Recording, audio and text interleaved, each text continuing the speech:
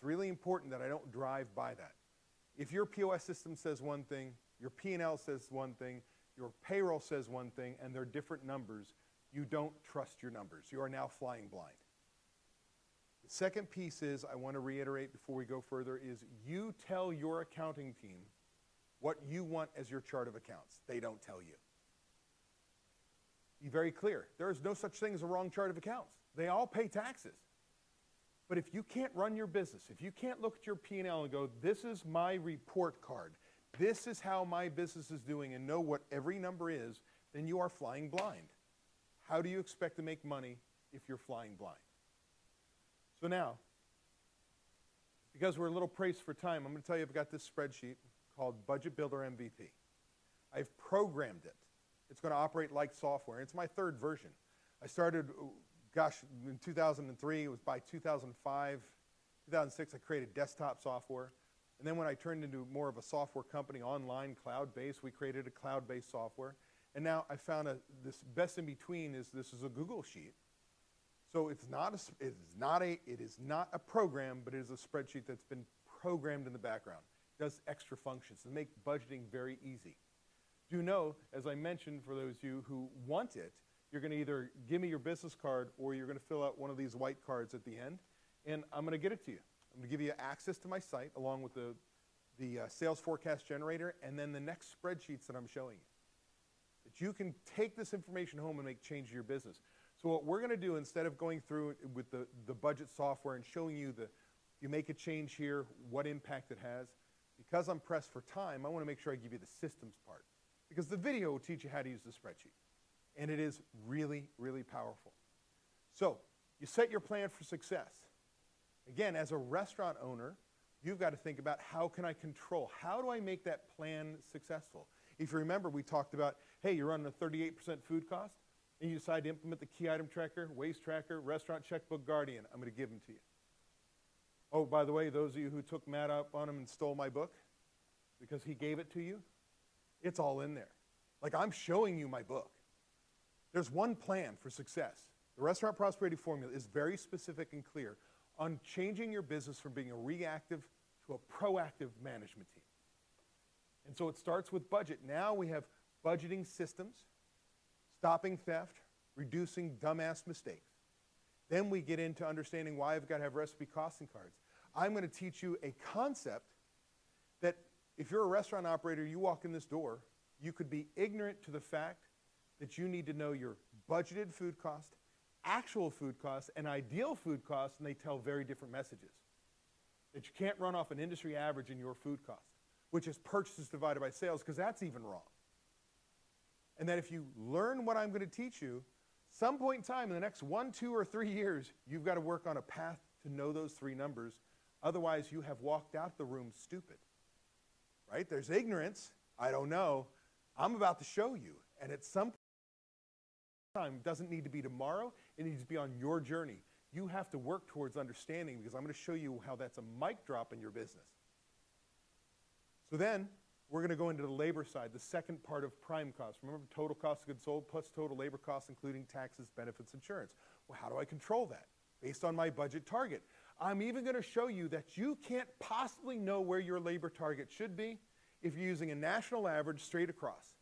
And without a budget, you don't know. You're going to find that there's going to be months that your labor cost is high on purpose, out of season, minimum staffing levels. You're going to have months that you're crushing it, you're in season, and your customers are managing your efficiency. Man, it doesn't matter if you cut a sole because you've got such a long wait. Your sales are so high, your labor is really low. How do I figure that out? Without a budget, you will not know, and I'm going to show you how that will change your world. Then we're going to control it. We're going to put it proactively, budgeting and scheduling on budget. Then instead of bringing everybody in, we're going to start to stagger start. How to have conversations with your chef or kitchen manager when they go, oh, I can't cut labor. We're a scratch kitchen. Oh, that's amazing. Nobody else makes their own frickin' food. You're special, right? We have to have now a conversation. If I'm a front of house person, remember I told you I don't belong in a kitchen, but I can run one because I have no knife skills, cannot cook. When they go, oh, you don't understand. We micro tweezer, or micro greens, and it takes time. Well, if I don't make money, I don't give a shit. be honest with you. I mean, let's stay to our core values, make it pretty. But if this slows down my production to a point I can't make money, that's out the window. Now I can have a conversation with my chef and go, dude, you're doing about 5 entrees an hour per cook. Really? You need these people? And all of a sudden you see the light bulbs and go, oh, I'm supposed to create a menu that actually we can execute with less prep, that we can execute with less people who are not as trained, skilled, we repeat and do over and over again, that we're consistent, and all these things that all of a sudden, in my chef means manager, not somebody who makes pretty food taste good. The higher you move up in your career in this world, especially in the back house, the less you will touch a knife. So, I'm going to give you the tools to not only control it, but have those conversations. That's what this next hour and a half is about. Now, I'm going to teach you next 3 systems. I'm promising restaurant owners a 2 to 3 point drop in your food cost. No recipe cards, no inventory, no nothing. Go prove me wrong. I've been doing this since 2003, and even those people who use it incorrectly, they see a savings. Do you know who don't see a savings? People go home, do nothing. So if you remember, I said the phrase my father taught me was ideas are cheap. It's the people who put them into action that are priceless. I'll give you all the ideas in the world. I'm going to give you the spreadsheets. I'm going to give you the frickin' videos to use these spreadsheets. The only thing missing is you going home and doing something. That's the critical part. And if you follow me, and again, as the book talks about, I don't want you, the restaurant owner, doing it. I want your implementer doing it. I want you leading it, ensuring it's being done, holding people accountable. It's your damn restaurant. But you are not going to be the best manager you have. You're going to be the owner, working on budgets, working on marketing, leading the team, developing your managers, holding them accountable. That's what you do as a leader. You don't flip a damn burger to save money. You don't place your own orders. You don't be the only person who can schedule. That's got to change in our world. So, here, I want you to do a couple things here. We talked about earlier, one of the biggest lessons I had was that cash pays your bills, profits don't. So this system, the purchase allotment system, otherwise known as the restaurant checkbook guardian, is not real food cost. It's raw food cost. Purchases divided by sales. It's not to calculate your food cost. Am I clear? Not food cost. It is to help you estimate what you can spend on your order to stay within budget. It's allocating to your chef or kitchen manager, your bar manager, how much money they can spend next order, bottled beer, draft beer, wine, liquor, food, and a bev. So it allows us to give up ordering without giving up our checkbook. My restaurant owner friends, when's the last time you gave up ordering and came back to $3,000 extra food on the shelves going, the people are idiots, what the hell? Can't pay my bills, can't make payroll, it's sitting there to be stolen, wasted, spoiled. I have to do it. I take it back. Well, that's not a system, that's not a process, that's not a way.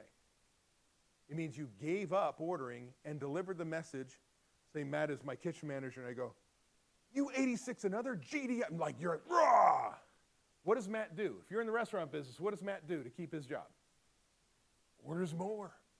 I'll never run out of another gosh darn thing in the world. You'll never yell at me again, but you didn't deliver the message completely. Oh, make sure you pay attention and don't go over budget. Order properly and don't waste my money. So we often deliver half the message, which puts us into a self-fulfilling prophecy and nobody can do the job. Now, I want to ask you one quick question. The last one on there, because I covered the other point earlier. When is having too much inventory a bad thing? Perishable, yeah. So I'm going to lose it. Say it again. Turn time. I'm shelving money. It's being stuck there. So any time that you can't get access to that money within the next 3 weeks, I think is a potentially bad decision to order. Oh, I gotta order now. I gotta order 15 cases of Jägermeister because I get 4 cases for free. It's going to take you 2 years to go through all that Jägermeister because you're not a bar. That's a bad use of your money.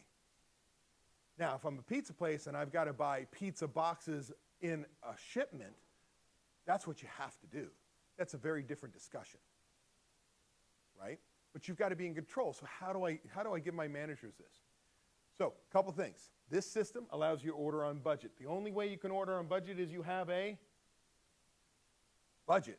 Some bitch, right? Y'all were here this morning? Not some of you weren't. Okay? I'm going to keep my money in my bank account, and here's the deal. I cannot stress enough, when I'm done showing you the system, where the magic is giving up ordering without giving you a checkbook. Stay with me, and I'll show you. It'll be a mic drop. So I got to have a budget. That came from your plan for success. So remember, we started with 38% food costs. We're going to teach Restaurant Checkbook Guardian, Key Item Tracker, Waste Tracker, what we're doing here. Next month, I'm going to hold managers accountable because I trained them on what their job is, how to do it, how well it should be done, more importantly, by when. They demonstrated they got it. Now I can hold them accountable the next month. We dropped the 2 points, 3 points. Right? We have to train. You can't just flip a switch and go, here's a new system. You have to be, and let me be very clear, owners, you have to be over their shoulder teaching them. Then you got to be over their shoulder allowing them to ask questions, correcting when they make mistakes, not taking it back. Over their shoulder till they can do it themselves without asking questions. Now you can hold them accountable. Don't just follow me once or 3 times, you got it, and start yelling. You have to train.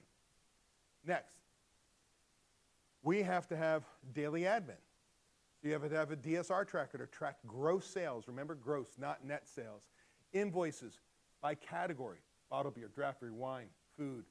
I don't need the whole Cisco invoice with paper and janitorial. I don't sell ass paper, right? I don't. Well, when there's COVID, you guys were selling it and giving it away as bonuses, a whole other story. But, right, it's not a product I sell. It's cost of goods sold. I just need food out of that whole invoice. I need to be able to have those things separated. Paid outs as well. Next, this is without inventories. It's raw food costs. So we're going to make an assumption that this is my average inventory. When I have a day in sales, I will use product, yes? Next day in sales, I will use product, yes? Guess what I can replace? What I used. Plus, because my next delivery is coming days later, I estimate usage, so by the time my next delivery comes in, I've got my average inventory. I will never take you down to where you have such little food on your shelves you can't handle the busload of athletes. We've all had the busload of athletes shows up out of nowhere. Like, whoop, oh shit. We're getting our ass kicked. So you'll have product. You'll have enough product that when your broadline distributor shows up late on your delivery day, you are in 86ing your number 1 item. You have product in the building. So I want you to understand, I'm going to bring your cash, right, into control and in the bank account, inventory down to its lowest level, but not so low you can't run your business. Because we always worry about running out. Now I'm going to tell you, be very clear. You're going to run out anyway. Even if you're extremely prepared, there's the day that came out of nowhere. And you can't let that hold you back from controlling your inventory. So now, here's where we start. You start with your forecasted sales. Remember when in the morning session we talked about the sales forecast generator? I'm going to give you. I don't really care how specific you are by day. We really care about the week because this system will correct itself. If you're going to do $2,000 on a Monday and $7,000 on a Thursday, that's fine. What if I did $3,000, David, on Monday and I did $5,000 on Friday? General idea of what you think you're going to do for the week. That's what's really important. Once I've got that information, I put those sales forecasts in, straight down here, right? Straight down now the sales forecast. My next peak now is my mix. Remember in the budget process, I said we need to know our sales mix. 80% of our sales are food sales. So 80%. What does that do? That now takes 80% times forecasted sales and says my food is $3,400 versus $4,300. It's 80% of whatever my forecasted sales are. Like clockwork. We get thousands upon thousands of customers come through our door and they order the same shit. It's amazing. So we know our sales mix and we bring it across. The next piece I've got to have is from my budget, I need to have my food cost target, my cost of goods sold target. Guess what? 28% times my forecasted food sales of $3,400 says I should use $966 theoretically. How I operate to remain on budget, if I did, again, $3,400 in food sales, I should have $966 disappear from my shelves. Go crossed the threshold. Some of that could have been wasted, spoiled, but it's within my budget. So now, once I've got that information, and this is a spreadsheet, it's going to take you 5 minutes to set up and less than 5 minutes a day to maintain. You're already tracking your DSR every day. You've got your sales forecast once a month. You got your purchases coming in every single day and should be categorized. The information's there. We're not creating this, oh my gosh, you just created a half-hour work. 5 minutes. 5 minutes of gathering data you keep track of. So now, when I look at this, and again, I've got the 28% times, we know how much money we can spend. We're going to replace. That's what we think is going to go. That's a forecast. We think. Well then, the beautiful part about the system is it corrects itself every single day. If my sales were higher than forecast, guess what? In this case, my forecasted sales were $1,800. I actually did $2,045. So 28% times $2,045 is $572. If I go back down to this another $1,800 day, it should have been $525. $50 more left the shelves. So if you do a $10,000 day, just incredible sales, which we have now. We have days we cannot predict. They just kick our ass. And then we have those days we thought we're going to be prepared for, and nobody shows up. It's just the nature of what's happened to our industry since 9/11. It's random now. But the fact of the matter is, the system says, hey, chef, you were busier than we thought. You better order more product. We've gone through it. If we were slower, it corrects itself and says, chef, whoa, slow down. Put the brakes on, dude. We got plenty of food on the shelves. We were slower than expected. So every day that you put in your DSR, your daily sales report, gross sales, it corrects itself. So it doesn't matter how good or bad my forecasts are. It corrects itself every single day. 5 minutes of work. Now my next piece is this. I need more information. Now I need actually spent. Now I need an invoice log and a paid out tracker. Paid outs are money from the drawer that went to the store and buy things. Unfortunately, in many restaurants, that little receipt to buy tomatoes and copy paper gets put in that nightly envelope and forgotten about. Never makes food cost. Many of you, your food cost is worse than you think it is because there's this extra purchasing, let alone we're not paying attention to why the hell are you running to the store? You're not ordering. Your par levels are off. Something's wrong. Fix it. So I've got to make sure all the paid outs, the tomatoes make it, the lettuce makes it, the cucumbers make it. Then I've got to have my invoices. And this is where software really is important today. You can have, I've got a spreadsheet I'm not giving you, but it's an invoice tracker that you separate it and know. In fact, many of you can just go to your broadline distributors and say, would you break this into these categories for me? At the bottom of the invoice totals food, janitorial, paper, small wares. It's right there. You just have to write the numbers out. Really simple. Well, if I'm using software, I'm going to scan it, bring it up, and I'm already going to have these numbers. Doesn't matter how you get there. This $4,828 on this invoice that came in on Monday, that is only food. That could have been a $10,000 invoice. Could have had a fryer come in on the damn order, same truck. Because that's what I sell. We're in the food category. Now, you'll see this is a food example. There's a column for bottled beer, draft beer, wine, liquor. They all have their own budgets, their own sales mix, their own target purchases. Now, here's the deal. We have our food allotment for days that have happened. Do you see the sales from the DSR? Which update these food allotments. The food should have left the shelves. Then look here. These are forecasts. This is what I'm predicting we'll lose from the shelves. Like it's going to be sold, wasted, spoiled, stolen.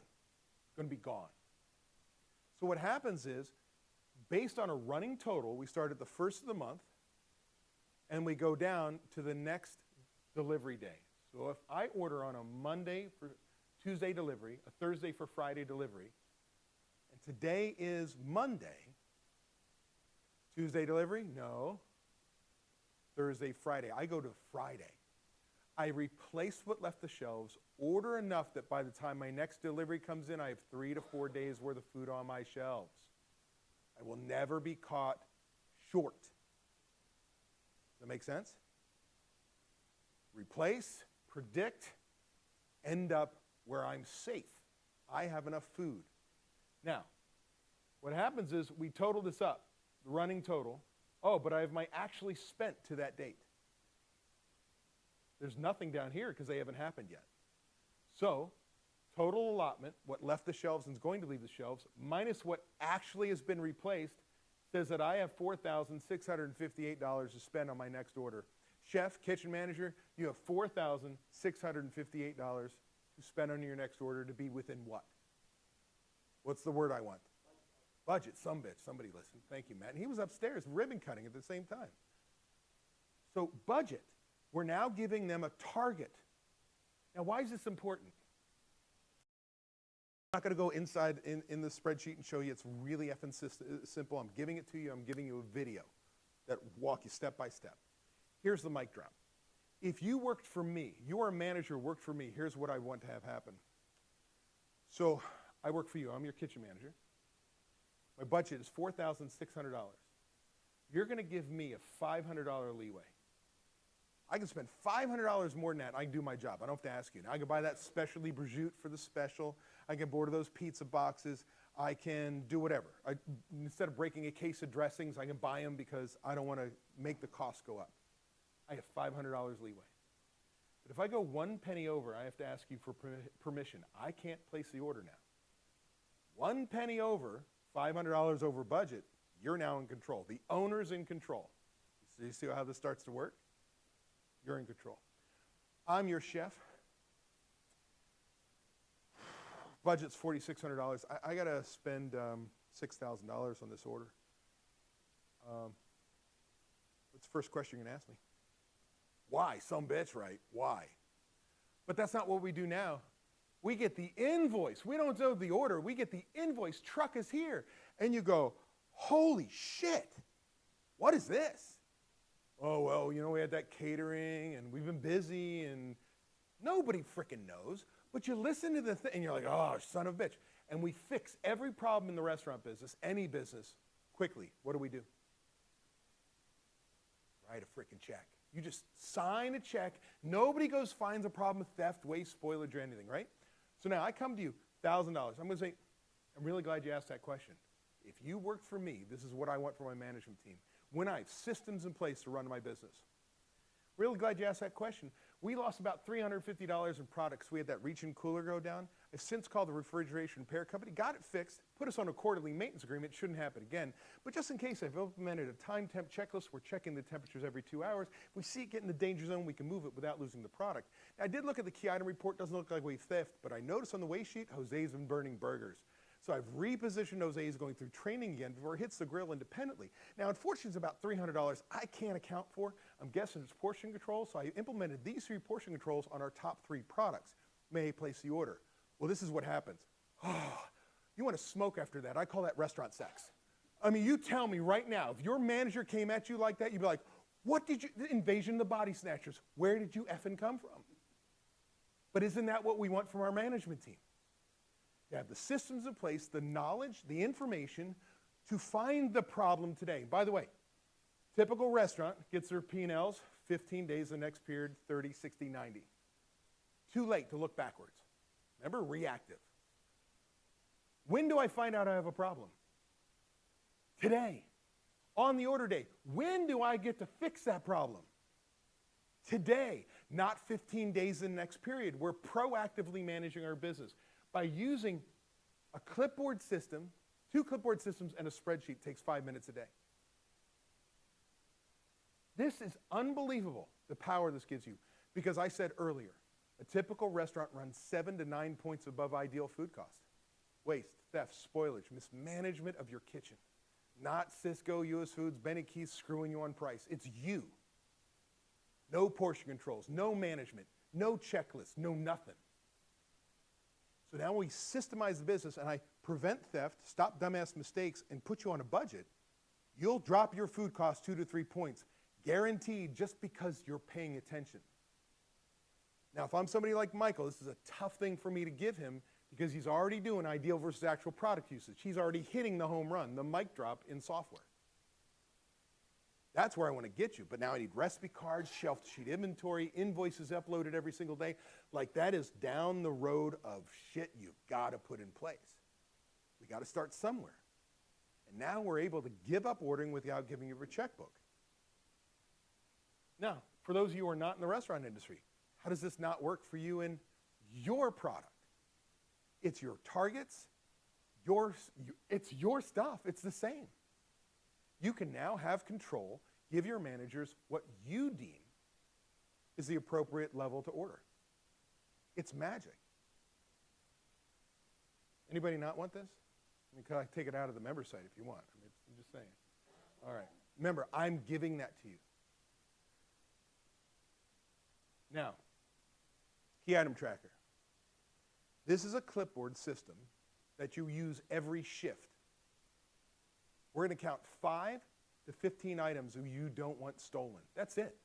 5 to 15 items you want stolen. You want it to be the shrimp portions that are really expensive. You want those fillets that you butchered.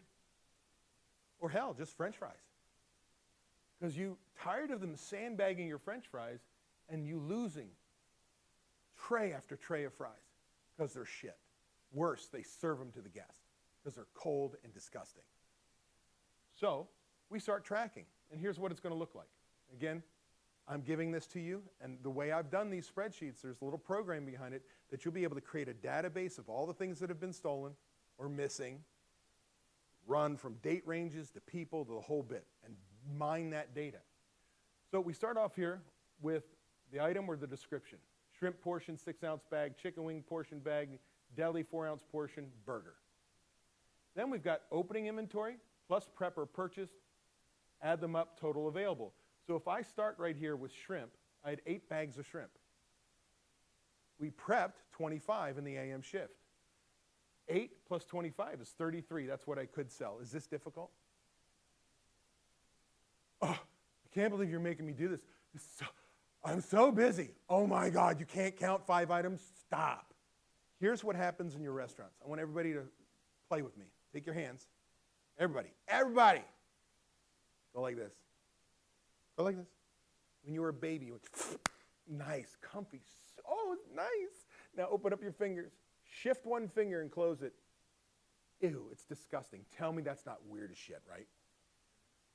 Is that difficult? That's all this is. It's uncomfortable at first. And they do it over and over and over again until it becomes nothing. Counting 15 items is like bang, bang, bang, bang. But in the beginning, it's like, oh, shit. 1, 2. Let me do it again. 1, 2. It's just uncomfortable. Nothing I'm giving you here is earth-shattering, difficult, oh my God, I'm creating 35 minutes of extra work. You have to be the leaders of your business, say this is what's going to happen. But now, I know what I could sell. At the end of the shift, we go to that POS system and we find out how many shrimp portions we should have sold. In this case, 10. 10 minus 33 says there's 23 available. Math says 23 portion bags. Then you take your happy little ass, you grab your clipboard, and by the way, if anybody ever wants to know how to look busy as a manager, walk with a clipboard. Oh, they're doing something. Think I'm kidding. Oh, look, finally, they're taking inventory. Okay, so now I go and I count. In this case, I count 21 items. There's 2 missing. Where should they be? So if they're in the garbage can, where should they be? Written on them, restaurant people, waste sheet. If they're not on a waste sheet, one of 2 things has happened. And listen to what restaurant owners, listen to me. One of 2 things has happened, one worse than the other. One, I have theft. Or worse than theft, I have managers who didn't use the damn system I put in place to control the damn theft. Do you hear me? The theft isn't what bothers me. It bothers me that I have a manager that isn't following the system I put in place to ensure we're not stolen from. That's the truth of it. I started this morning and I said, why do I have managers? To ensure the process is working. If they're not going to ensure the process is working, then why do I have managers? And that seems to be the circle most restaurant owners put themselves in because we don't train our expectations, teach our systems, make sure they can do it on their own, and then are being willing to hold them accountable, which is really answerable. Is this difficult? They're going to bitch and moan. I'm going to tell you right now, this and the waste sheet are the two easiest systems to put in your place. Oh my God, they're so easy. Print them on a clipboard, put them up, everybody use this. It's that much training. They are the two hardest systems that get used on a daily basis. The day you take your eye off that system, it's gone. That shift, that's why I need management on every shift, even if we call them line supervisors, someone in charge to make sure that system is being used. That's how we change the culture in the business, that this is important, it will be used every single day. Twice a day, AM and PM. Now, if you're not suffering from theft, there's a level in every restaurant. And the whole idea is these items, they'll just steal something else. We said, don't steal these, they're expensive or important to me. They'll just do something else. Don't ding me so bad. If you don't, you can go to a day for a key item tracker. You could go to a day. But the moment you start to see the variance, you're back to every shift. And I would just be every shift, because that way, here's what happens. I'm the grill guy. I'm short 2 fillets. Oh, it must have been the fry guy's fault. Bullshit. You stood right here for 8 hours. That's your station. You're responsible. And all of a sudden, if I think I'm going to get caught, we keep honest people honest. My goal is not to catch somebody stealing. I often tell the story about bartenders, which I used to be one. If you think a bartender is stealing, they are. My goal is not to catch them and fire them. My goal is to say, dude, stop. I've invested in you, trained you. I like you. Customers like you. It's my fault you're stealing. I've allowed you to. I'm going to let you know right now, I'm going to do mid-shift bar door audits. We're going to do counts. We're going to do all these things. If you're dumb enough to steal, you're going to die. But right now, how about you just stop? My goal is not to play I got you. My goal is to say, stop. Right? Because we have invested all this time, money, and effort into that person. It's your fault. It's your fault if your employees are stealing from you. You're not putting the controls in place to make them think twice. Because we keep an honest person honest. Do you know how many restaurants you have honest people that start to see the crooks steal and nobody says a word? They go, well, if they're taken, it must be what we do here. And you take an honest person and you show them the culture is, go ahead and steal. It's okay. Management doesn't care. That's just what we do. Make sense? Okay. Is this difficult? Oh, 5 items, 50. Oh my God, it's so hard. Then we have the waste tracker. Now the waste tracker is literally tracking behind the bar. We call it a spill sheet, but it's a waste tracker. All we're doing is we have the date. I want this for every day. I do not want this to go up for a week, a month, a year. Every day there's a new sheet. Show them that you're going to track, that you mean it.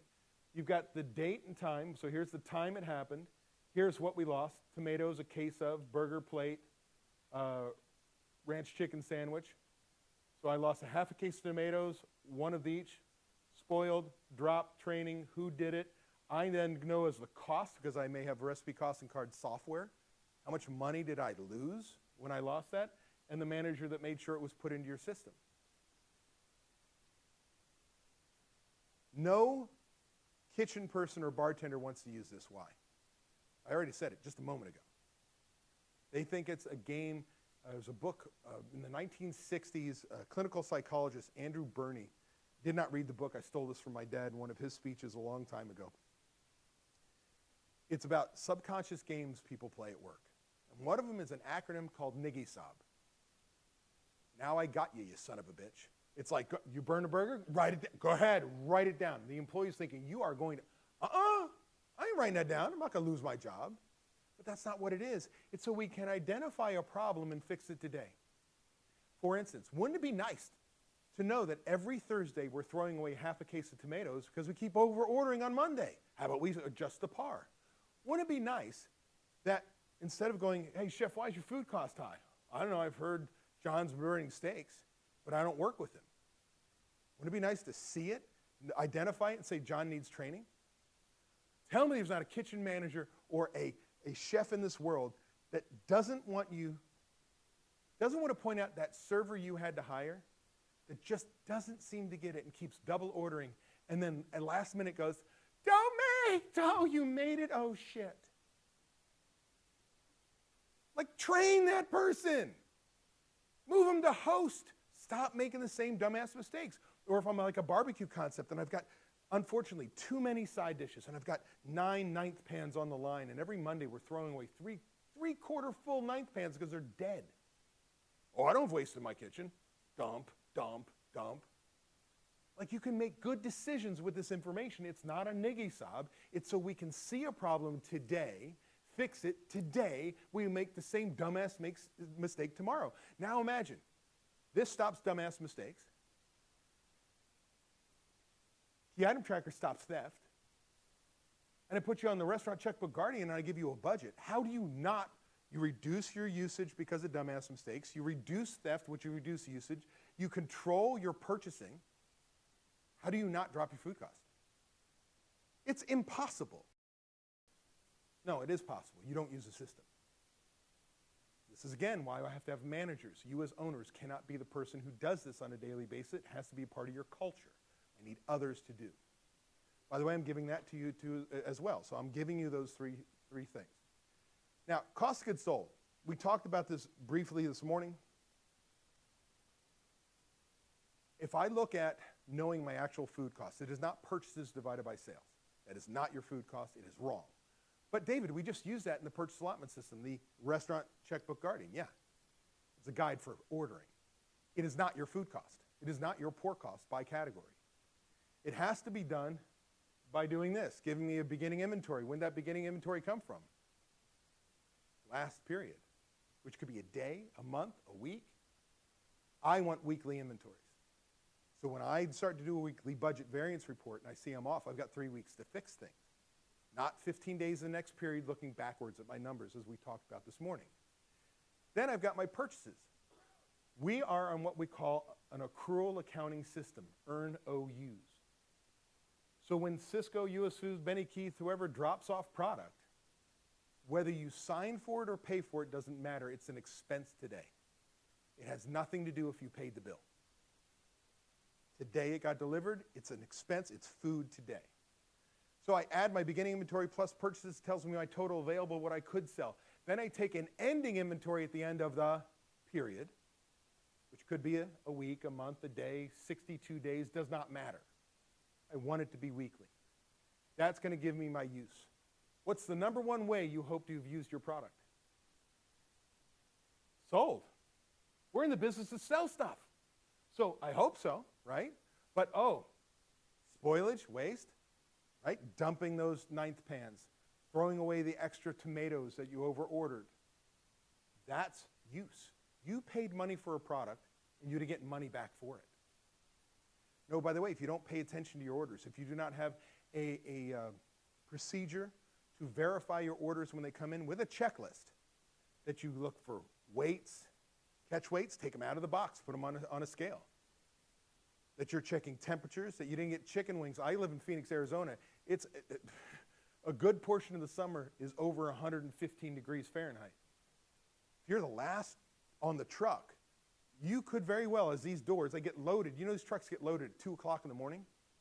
And then you're a 4 o'clock delivery with the door opening and closing. You could have product that's in the danger zone, but you didn't pay attention to it. And so when it turns, they're not going to take it back because they don't know what you did with the product, so you're out money. So all of a sudden, you start looking at that and say, oh, that makes a difference. I've got to make sure I check all these things to ensure I'm not losing my money. Also, there are some specialty vendors, fish, meat. They know who check and know who don't.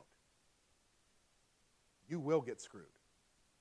And if it's not the distributor, it could be the driver. They know who pays attention. So you've got to keep honest people honest. Theft, we just talked about it. Nobody has thieves, right?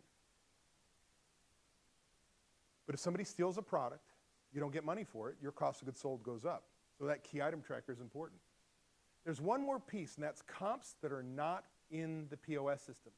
Remember my example of a $10 burger, comp $5? We're going to give the kitchen manager or chef $10.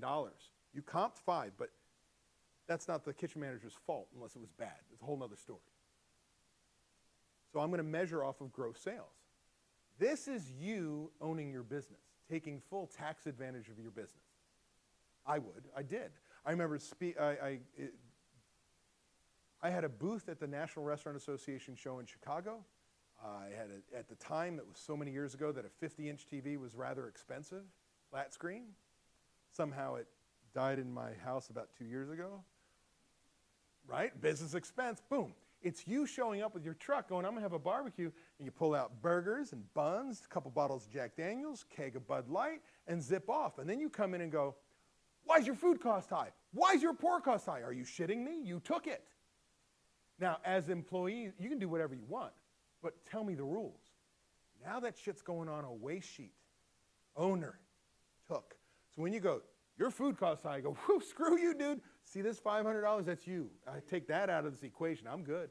I did my job. You took it. See, we as managers, we just want to know what the rules are. Don't tell me what the rules are. Don't change the rules on me. Don't bend the rules. What are the rules? Do what you got to do, but now we're talking the same language. That's important, but that's all use. Anytime product leaves your shelves for money you did not get. So then I take my sales, remember gross sales, before discounts, not including sales tax, use divided by sales gives me a food cost percentage, boom. Simple, actually rather easy. I will tell you again, software is important. Accurate inventories, as I talked about this morning, $5 million restaurants who take inventory every week in under an hour when it's set up properly. All too often restaurants don't do it because, oh, it gotta take 4 hours. Well, yeah, because you're hunting, pecking, you don't have a system. Now, this is important. Those of you who say, all right, I take inventory. So the Michaels of the world in the back who's like, I take inventory, I'm the shit, right? If you don't add these 4 calculations to your cost of goods sold, you could be managing to a profit, but not having money. So we need our management to not only work to a budget target, but be good stewards of my money. So we're going to add these four calculations. I'm going to guarantee put more money in your bank account. Guarantee put more money in your bank account. Did I say I'm going to make you more money? Did I say that?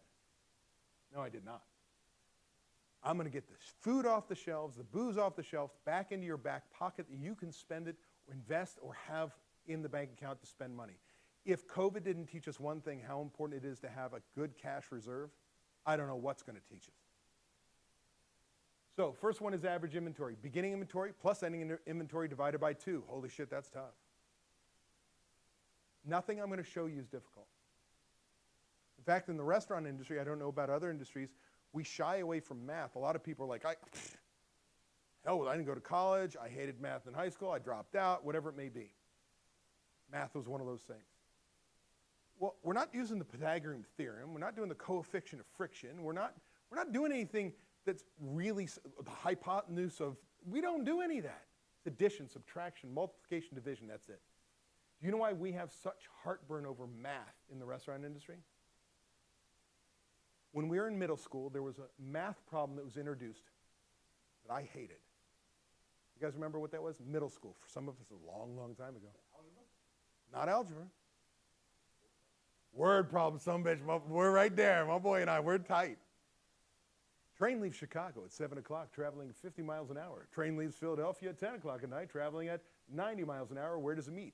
My answer was, I don't give a shit. I hated word problems. But do you remember the formula was like really simple? But if you understood where the numbers went, it was simple. Cisco drops off $3,000 in product. John puts it in the cooler in the freezer. Lupe starts doing prep. 95 customers walk in, order this. At the end of the shift, you have what? X. That's all it is. Understanding the word problem. This is why managers often, when we get the fancy software, I love and hate software. I created software. What I hate about software is managers go, I don't know, it's magic. You've got to teach them where the numbers come from, how they fit together. They've got to understand the word problem for it to make sense, to find any errors in the software, in inventory, purchases, and so on. That's all this is. So it's beginning inventory minus plus ending divided by 2. That's an average. Woo! 2 numbers. Not difficult. What do I do with that? Remember that use, what leaves the shelves? Use divided by average inventory tells me how many turns I have. Matt brought up turns. Probably knows that from his boat days. You do not want to sit on these sleds for much longer because it takes a lot of money. Chews it up. They have interest. But in our world, what is an inventory turn in our world, restaurant world? It's filling my shelves with product, emptying them, refilling them. That's a turn. Emptying, refilling my shelves, that's a turn. Has anybody ever completely emptied your shelves, even if you had the displeasure of closing a restaurant? And I've got dairy and meats and cheeses, things that are literally, if not cheese is dairy, duh, but you're moving it like multiple times in a week, sometimes 3 times a week. Comes in, goes away, comes in, goes away. And then we've got that pickle bucket of paprika 3 chefs ago bought to save you money, and everybody goes, do I still need to count this? Right? In real life, that's a freaking, half-ounce bottled bay leaves because you made soup once. Do I have to count it? Do I have to count it? Yeah, it's money. Count it. So, we never empty our shelves. I want you to think about if your average inventory was $3,000, every time you use and replace $3,000 in product, that's a turn. And the idea is the more efficient, the more turns I get, the more efficient I am with my money. It's not at risk to be stolen, wasted, spoiled, so where should I be? In a calendar month, I shoot for most restaurants 4 to 6 inventory turns. That means you have 3-4 days worth of food on your shelves at any given time. Not 2 weeks. And when you go home and do this calculation in your restaurants, often I find restaurants come back with a 1.5 to 2 turns because they've got all this frozen product and all these wrong things that are purchased sitting on the shelves because somebody kept increasing the inventory and nobody's paying attention.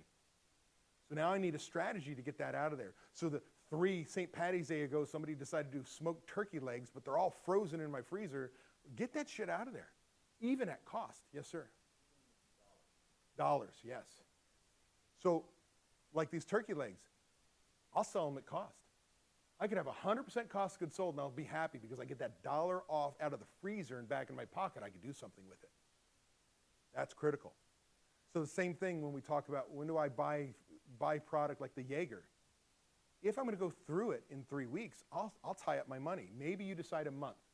Maybe you decide you're so cash flush, you're going to go for 6 months. But that's a decision you make. You make it. But I don't want my managers to make that because the next thing you know, I've got no money in the bank account. Cannot tell you how many profitable restaurants I've worked with that can't pay their bills. I don't understand. Don't know why.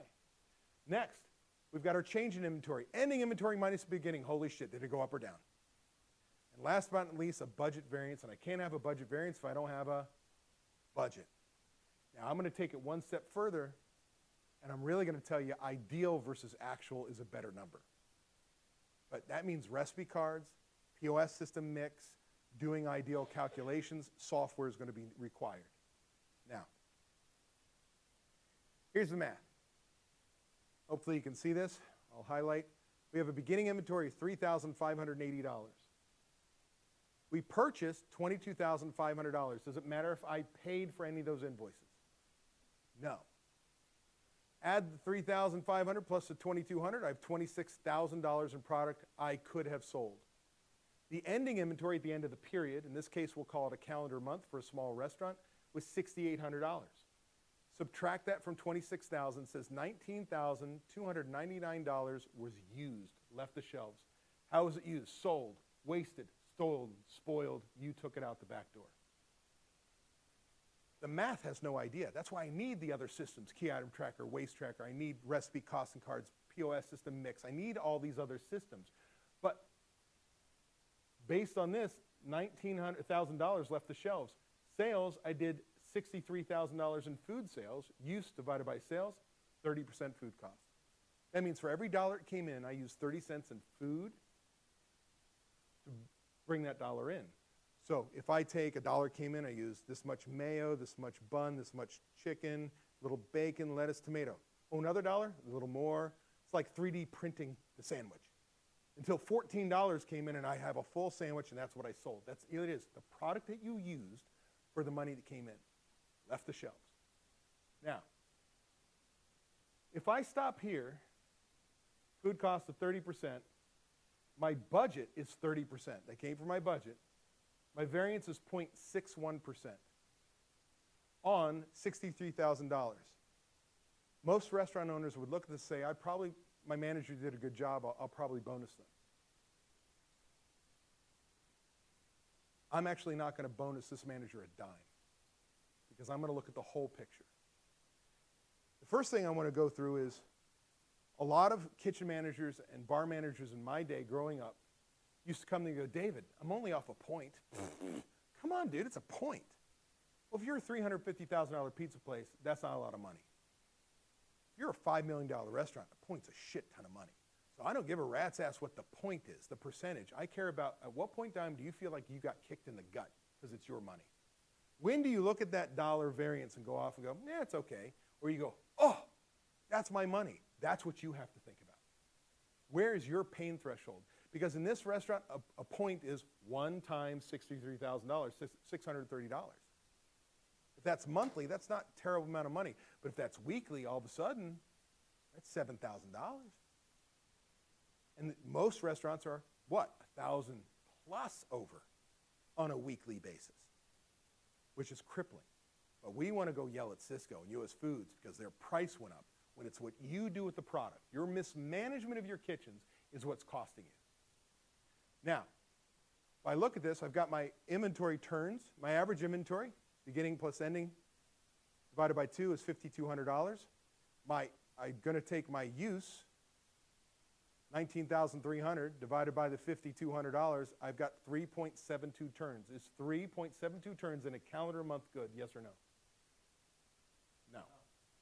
4 to 6. And if you're a breakfast place, 8. Eggs take up so much space, you're taking deliveries on a daily basis. We are just churning product like there's no tomorrow. Now, change in inventory. Ending inventory minus beginning. I ended with $6,000 on the shelf. I started with $3,000. I'm $3,200 over budget. Or, not over budget, increased. That's bad. I wonder why I couldn't make payroll this week. Don't know where my money went. Some bitch, it's on the shelf. At risk to be stolen, wasted, spoiled, avoidable with the right systems in place and management paying attention to those systems. Then we come down and we say, okay, my budget, 30% times $63,000. In a perfect world, I'd only use 30 cents in product per dollar it came in. I should have used $18,900. I actually used $19,300. I'm $385 over budget. That does not sound critically bad to me till I put the whole thing together. I'm $385 over budget. That's been wasted, mismanaged. $3,200 has gone from my bank account and onto the shelves. I've had a negative effect of $3,600 on my bank account because we mismanaged my cash. This is why we don't give up ordering, because that's what happens. Because you don't have the right systems in place, the right guidance, management, and you training what you want. So now all of a sudden, hey, you did a real good job. Let me bonus you. You only lost $385. Holy shit, you flushed my bank account. Isn't that more important to know? Not just one piece, but all of it.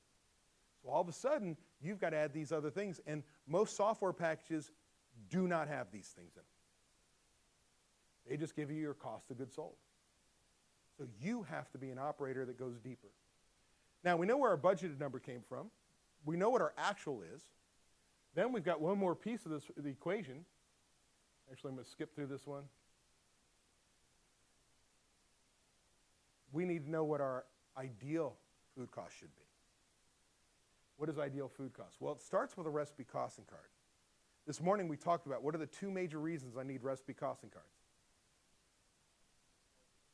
Budget, so cost, can I make money, and what's the other one? We gave the Applebee's example. They suck the same way every day, consistency. It's got to be the same portion, same everything. That's why customers come back doing the same thing every single day. So without recipe costing cards, you're going to learn from me. You read my book, you go on my YouTube channel, follow me at any level. 2 most important systems any restaurant should have are budgets and recipe costing cards. What are the 2 systems most restaurants never have? Budgets and recipe costings. Why? They're so hard. Boo frickin' who? You pick the toughest business I know. Be the leader. Work on your business, not in it. I get it. We're in the labor shortage. You got to find your way out. You got to find your way back to being a leader of your business. So now we're going to use recipe costing cards, and I'm going to show you why the power of that is so important. I have a sheet called Menu Profitability Monitor. All it is finding your ideal food cost. What you cannot see here is it's one of our menu sections, each one of the menu items. Current price came from my recipe costing cards, accurate, up-to-date, current recipe cost cards. That's software. What I sell it for, how many I sold. Multiply all these things out, and I can come up with contribution margin, subtract cost from sale price. I know how much money I make on each. Use divided by sales, I know food cost. I multiply the number sold by each cost and sales, and I know everything about this. I know percentage to group. I know all this wonderful stuff we're not going to go deep into. Ultimately, when you run your whole menu based on what no waste, no theft, no spoilage, perfect restaurant, which does not exist. But if you followed everything like we were machines, deep, deep, deep, deep, perfect every single time, this restaurant's food costs should be 28.27%. You guys remember how much over ideal food costs most restaurants run, what I told you? 7 to 9 points. 7 to 9 points. And oh, by the way, most people are using a national average. Your restaurant ain't average. So you could be running a 34, but you're supposed to be 26. And you're patting your KM in the back, do an awesome job, when he's losing or she's losing you thousands of dollars. You've got the wrong damn number. So I need recipe cards. I need this. I take this one step further on another basis. We can menu engineer. First time through, I can find you anywhere from 5 to 7 points to your bottom line the first time we use menu engineering techniques. From there, we're just looking at cash flow. You can't find 7 points every time you re-engineer your menu. Otherwise, I'm a credit card company. You know what I'm talking about? Discount rate. Hey, I can save you money on your discount rate. Oh, really? Well, let me move to you. Another guy calls up, I can save you money on your discount rate. Oh, I can move to you. By now, they should be paying you, right? Because they keep saving you money. You get it once. That's all you get is once. And then we're working on trying to keep our cash contribution. We can then learn to raise the price on 1, 2, 3 items because our costs are record high. And because the volume is so high, we can move those things, not the whole menu, and still be in our profit margin where we need to be. Also, without this, how do I know what I have to do to achieve the budget target and re-engineer my menu to make the money I need? Because if my budget target is 28%, and this is 28.27, do you have any chance of making budget? A rock star chef or kitchen manager, rock star, will run 1.5 to 2 points above ideal. That's when your shit is together. Like you've got time temp checklists, you've got portion controls, you've got key item tracker, waste tracker, restaurant checkbook guardian, recipe costing cards, your menu engineering, like mise en place set up every single day. It's like frickin' on point. Checklist for cleanliness, pride beyond belief. That's a kick-ass kitchen. It's going to be 2 points above ideal. So somewhere we do 2 and 9, you've got to figure out where you want to be. I want you at 2, but that takes time. You don't snap your fingers. You have to train. You have to train the system. You would not believe how many chefs do not know how to do a recipe costing card. Yet they have 30 years of experience. But they generally know what the protein costs, generally know what the side costs. They generally ain't making money. And if you want to generalize in my business, go open your own restaurant. Don't risk my family. This is my place. You're going to do it my way. We're going to have recipe costing cards. This is a mic drop. Because the next piece, like Michael's using software, when you've got your cost of goods sold done in software, all your invoices up in software, you've got your POS system feeding into the software, we can run a report called ideal versus actual product usage. Based on what your customers actually ordered, you should have used 350 pounds of chicken and used 425. Highlight, fix it. No, I don't know what the problem is. Whunk, right there. That takes systems, and you will not get there overnight. You start implementing any piece of software, know that you're 6 months to a year journey until you can get to that point, and that's you being focused. They're not magic pills. They're work. But after you get it done, it's magic. So now, this is where I said you could come in my room and be ignorant. But if you leave and don't understand this and understand it must become a priority for you, whether it's, I don't care what time frame it is. This becomes a priority for you, otherwise then you leave stupid. So let's look at these numbers. Food cost by budget, where'd that come from? That's you saying what you need to do to make money, yes? Then we come over here, actual food costs, beginning inventory plus purchase minus ending as of use. This is what actually left the shelves. Ideal, based on accurate, up-to-date recipe cards and what my customers actually purchased. My customers, my POS system, my ideal food cost is 24.5%. So let's dissect this. To make money, I have to run a 25% food cost. My actual food cost is 26.42. I'm 1.5 points above budget. In a typical restaurant, the budget target would have been where? National average. But now we've got a budget. You guys are so far ahead of everybody else. You have a budget, but you're 1.5 points above budget. Now I want to rip my kitchen manager a new one. How the hell? What did you mismanage? Whoa, no. Yeah, you didn't make money, but your ideal food cost is 24.5. I said a rock star kitchen manager chef will run a what? 1.5 to 2. 26.5, I got a rock star. 26.42, some bitch. Chef, you do an incredible job ordering, portioning, training, controlling the kitchen. I need you to re-engineer a menu that gives me a chance to make money. Do you understand how different that message is?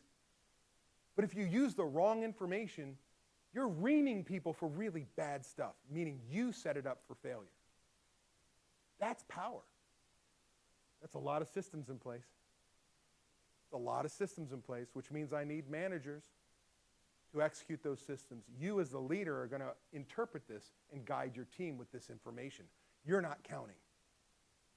You're not counting. You're not ordering. You're not. Someone else is. You're ensuring it's being done right. Does this make sense?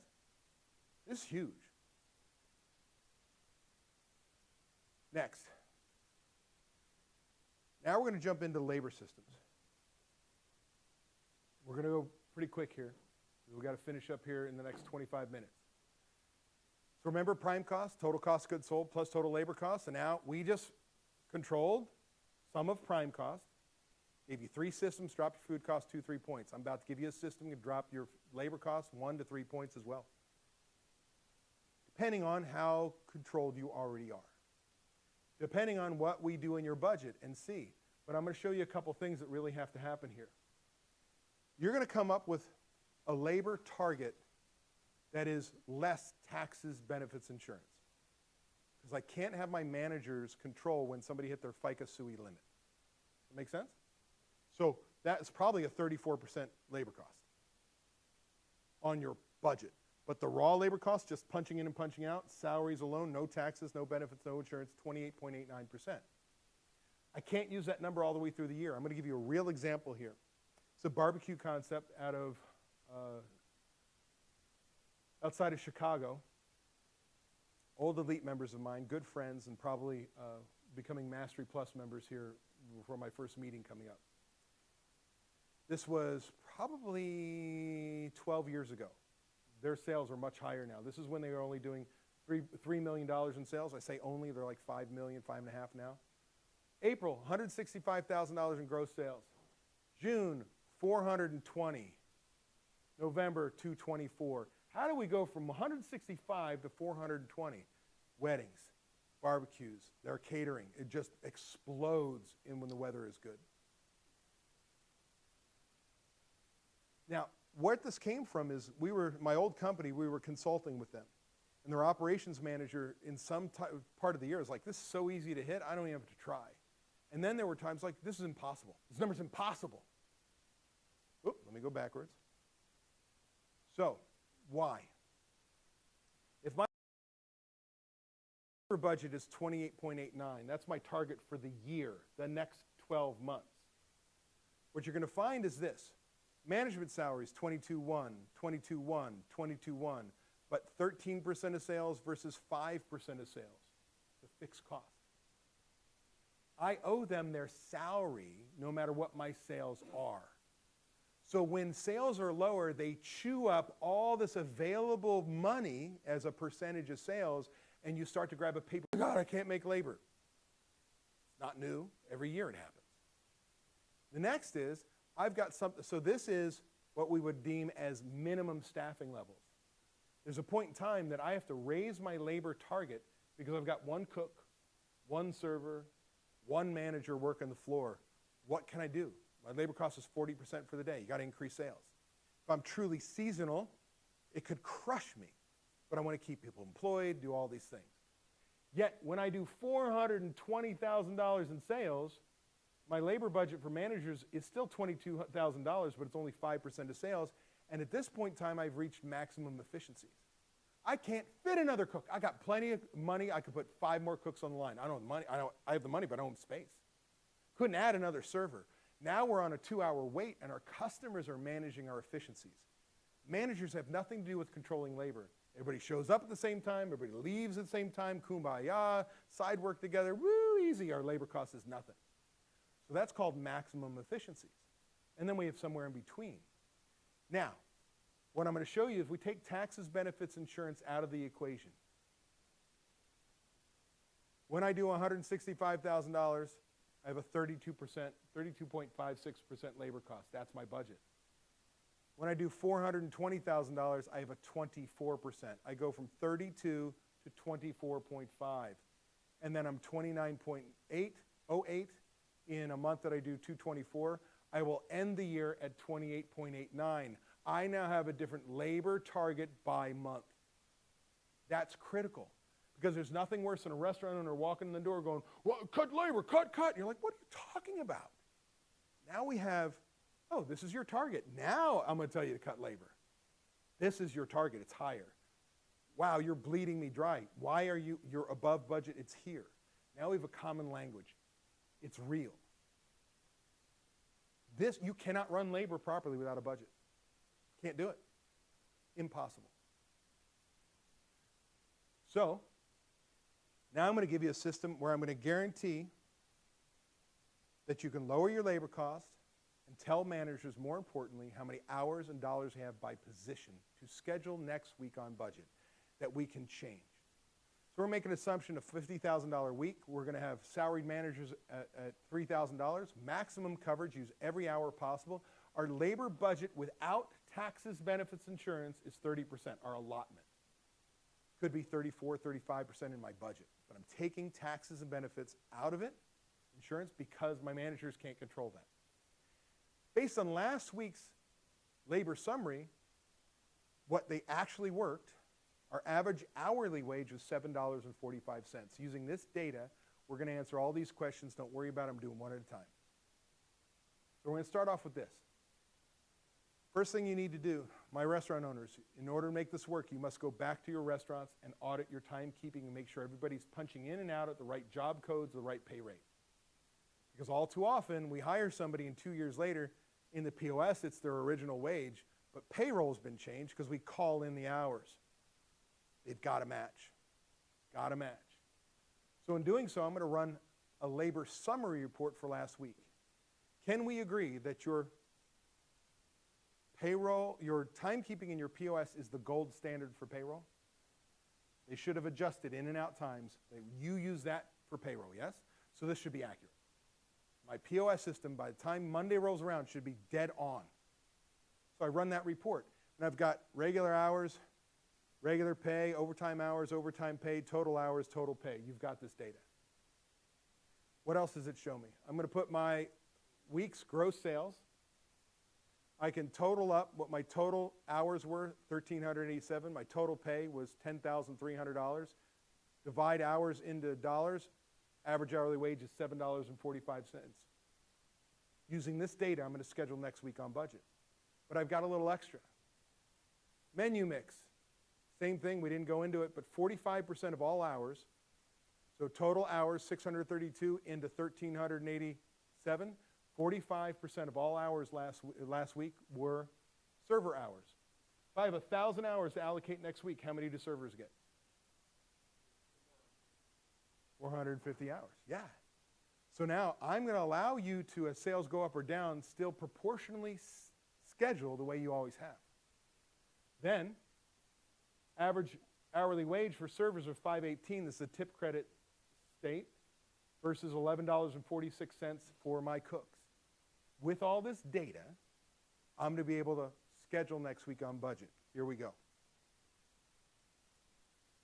forecasted sales came from my sales forecast. I'm giving you that tool, $50,000 for the week. My budget says for this period, 30% labor allotment, without taxes, benefits, insurance, comes from your budget each month. You'll find that target, 30%. 30 times 50, $15,000. Not hard. My salaried managers for the week is $3,000. Take $3,000 away from $15,000, I've got $12,000 I can spend for all my hourly people. Is this difficult? It ain't going to get any harder. But let me ask you a question. $15,000. What if I had $20,000 available? How much would I have available for my hourly? 17. What if I had 10,000? Oh my God, I'm going to make payroll. Holy shit. That's why we have a different labor target every single period. That's why I have to have a budget. Right there is the example why restaurant owners go absolutely nuts. So now I have $12,000 to spend. My average hourly wage was $7.45. Divide that into $12,000, guess what? I've got 1,610 hours. How many hours do the servers get? 45.6% of that number, 734. Using last week to schedule next week. I can't use this week. I'm in the middle of it. Last week to schedule next week. So all of a sudden, you foot the numbers, you make sure you add up, and they add up to your budgeted numbers. Then I've got my average hourly wage, $5.18, $11.46 by position. I take those hours, multiply them by last week's average hourly wage. I come up with $12,000. Why does this work? In the restaurant business, do we not schedule the same people damn near the same shifts week after week? We would copy a schedule. Hell, we do that now. We get a scheduling software and allows us to actually copy and paste the schedule from one week to the next. It has nothing to do with budget. So all of a sudden, since we're willing to pay Jose overtime so he doesn't get another job every week, because we schedule people the same shifts week after week after week, it's a weighted average. It's just like menu engineering. So now I know how many hours and dollars to spend next week to be on budget. The key then now requires scheduling software that I can put these things together. Now, I'm not going to go through the spreadsheet. Again, I'm going to give this spreadsheet to you with a video, how to archive it every week, start all over, the whole bit. But here's what I need. The magic is this. Give me scheduling software that you can copy and paste your schedule like you always do. What I really like about the hot schedules, the when to manage, the 7 shifts, the Jolt, I don't care who it is, every one of them, you can create templates. The $40,000 a week, the $50,000 a week, the $60,000 a week, $120,000 a week, and with your in and out times the whole bit, and all you do is drag and drop people into those slots. Then it will tell you how many hours and dollars you're about to spend. You don't publish it yet. Then we take our budget. This is a schedule variance for all intents and purposes. I call the restaurant labor discrepancy finder. Here's my budgeted wages that came from my allotment. Here are my budgeted hours. We just calculate it in our allotment. I go into the scheduling software, put our dollars if we were supposed to schedule, and our hours if we were supposed to schedule. And then each one of these variances should be 0. But they're not going to be. So now all of a sudden, a manager has to make a change. So for instance, if I were to look at this kitchen, they're 14.67 hours over budget. Michael, do you have a kitchen manager or a chef? If you were to go to your kitchen manager or chef, say you're 14 hours over budget in the kitchen, you got to cut 14 hours. What's their reaction? Oh, I couldn't. What the hell? We're short-staffed already. You want me to cut 2 shifts? We're going to lose people. Oh, my God, we're a scratch kitchen. We prep everything from scratch and all the, like cry me a frickin' river. This is what we got to start to teach them. Hey, chef, if we were to close down the PM shift were to close down the line, but have it completely set up for the morning, could you bring 4 cooks in 15 minutes later? Well, yeah, I mean, sure. So if the daytime crew flipped the line for nighttime, had it completely prepped and set up, did you bring 4 cooks in 15 minutes later? Well, yeah, 15 minutes, sure. Oh, some bitch. That's an hour in the morning, an hour in the night, the 7 days a week, that's 14 hours. Stop thinking ripping the Band-Aid off and start thinking small. Because every minute worked is money out of your pocket. Whose pocket, owners? Yours. You know what I mean? Like, you see that number, it's like, oh, that's nothing. The problem is, many of us are going to find we're 30 hours over budget. Because you're going to hear this excuse. Tell me, you've not heard this. I've got trainees. I got people I'm training. So Matt, your son, you're going to buy him a new Jeep. You're just a really nice guy. You're going to buy him a new Jeep. You say, here's what you have for a down payment, and I can pay $250 a month in a payment. That's it. 1 penny more, you can't have the Jeep. You understand? Oh, yeah, Dad. He goes out, and they flip him. He comes back in a Jeep knocked out, a Rubicon. It's an $800 payment. What do? Take that shit back, right? Because that's not a budget, is it? You're over budget. So why is it that my kitchen manager or chef get to put, well, if it weren't for training, I'd be on budget, but I got to have these training. Well, that's over budget. Well, no matter how you look at it, you're spending more money than you're supposed to. And here's the deal. Why do I have so much training? Do I have a shitty culture? Do we not train people? Are you an asshole in the kitchen? Are you yelling at people, screaming, making them go away? Or is it one of those things just happens? Sometimes we have these waves. We lose people for any reason. Nothing bad. Just poof. And now I'm going to say, hey, Michael, I'm going to be 20 hours over this week. I cut 10 from other people, so we would have been 30 hours over. And I'm going to implement the same strategy over the next 3 weeks to get us back on budget by the end of the month. May I be over budget? That's different. Come to me with a plan, not just you're going to blow the money. I could have my back house manager go to front house, hey, dude, I got a catering that happens next week. I don't have the sales. The prep happens this week for next week. Can I borrow 10 hours from you? Yeah, I'll give you some cashier hours. I'll give you some driver hours. Da, da, da. Yeah, I can do that. So now we may have a variance of 0, but I may have a dollar variance that's still substantial but now you as owners get to go, I can live with that. At least you're trying. You're not just, poof, I need the hours. What do you want me to do? Huge. What you do when you give your managers the right information to make decisions. That's powerful. The whole idea is to get that variance to 0 or a plan in place that you approve. Now I can give up scheduling. By the way, $218, this is weekly. That's $11,000 a year. When you first do this, it's going to be $1,000, $2,000 over budget. It's going to give you a heart attack. But by the way, if I could give you a duffel bag of $11,000 right now, would either of you take it? Right? And that's in a heartbeat. I mean, it won't buy you a Lamborghini, but down payment. Not even. Steal it and get out. Oh, bail money. Bail money. Thanks, fantastic. Do you have a bail bondsman for him? Dog. I thought he was in Hawaii. No, he was for his honeymoon. He stopped by and saw that. He's got a smell, baby. All right, fantastic. So now we're going to track. We've only got about 10 minutes here. We're going to track on a daily basis. But when you write your schedule, beyond tracking, I also want to get you to a point where you understand that you approve the schedule by day. If you use the hours that have been allocated in the allotment, based on production, not sales, you'll be okay. Because I had my ass handed me over the weekend. I got all this prep to do on Monday, my slowest sales day of the week. My labor costs can be high. But I got Friday that's rock bottom because I'm not prepping and we're all ready to go and there's asses to elbows and customers. So if I only use the hours that have been allocated, I will have a different labor target by day of the week. And that's what we manage our managers to, because if I go 28%, I'm going to scream, you're at 39% today. But you, the owner, approved this budget. By the time I get to the end of the week, it's 28.77. I'm on budget. That make sense? Schedule for production, not sales. Sales lie. Sales lie.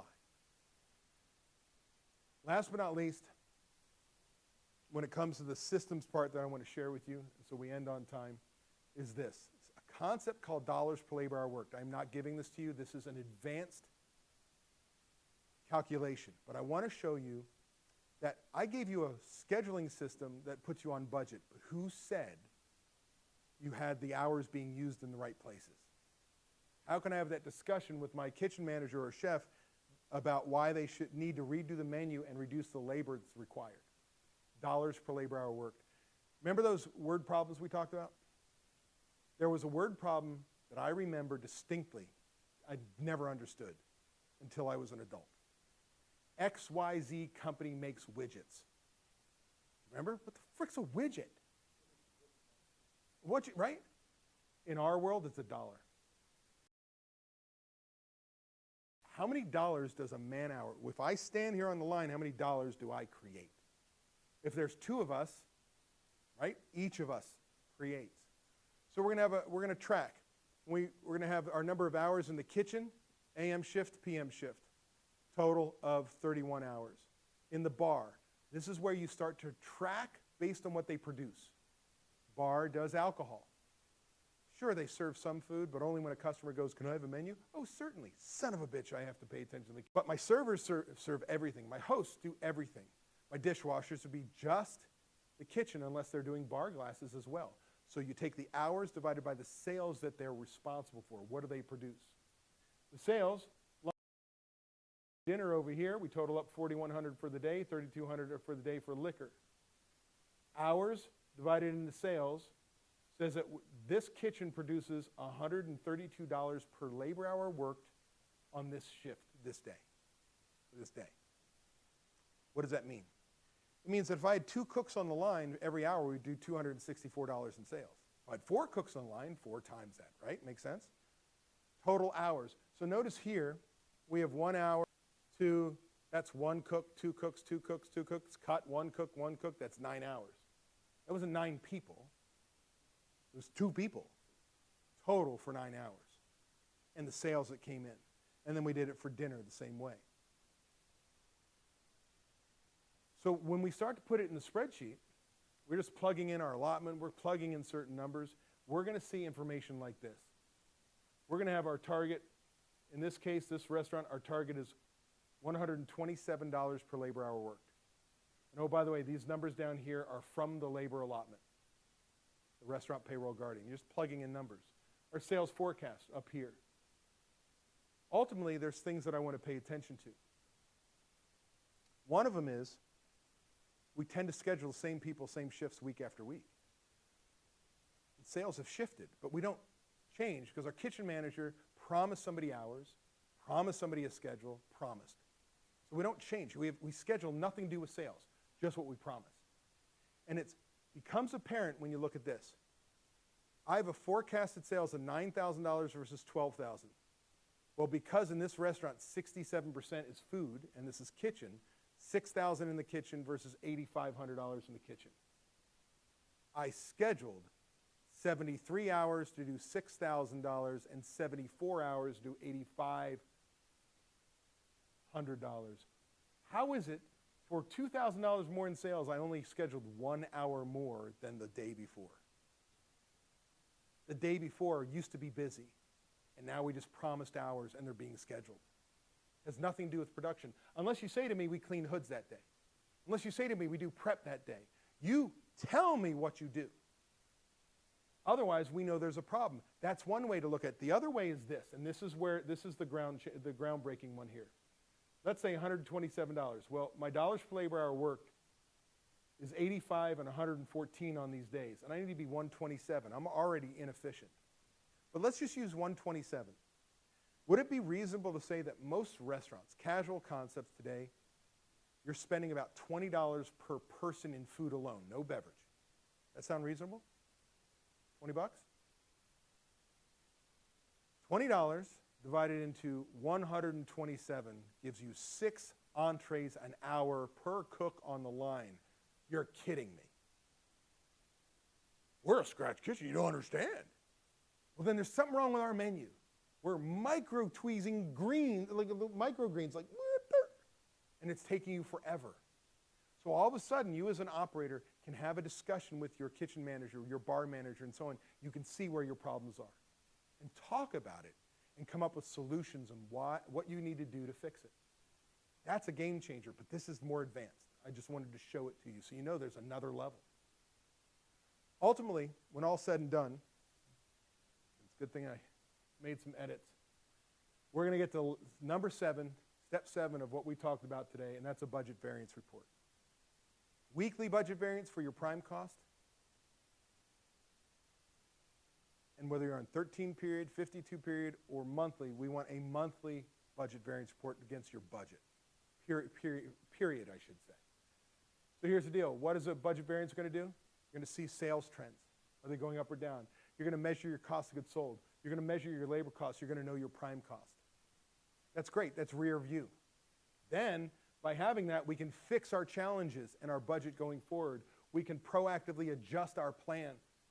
We can coach team members on systems and what our expectations are, and we can make the money we deserve. That which we measure improves. In the video that I'm going to give you for the Budget Builder MVP, it's going to share with you how to run that budget variance report. You want to make a change to your business, it starts with a budget. You have to create your plan for success and lead it. Otherwise,